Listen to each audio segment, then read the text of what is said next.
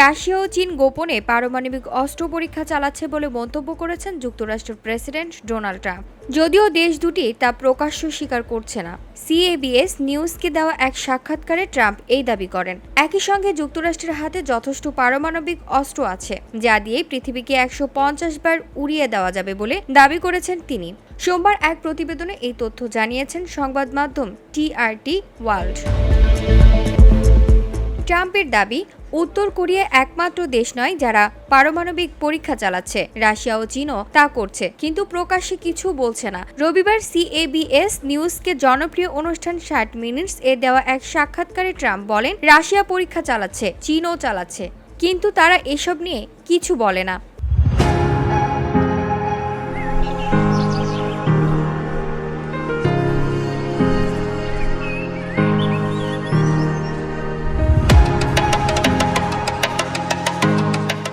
যুক্তরাষ্ট্রের পারমাণবিক শক্তি নিয়েও গর্ব প্রকাশ করেন ট্রাম্প।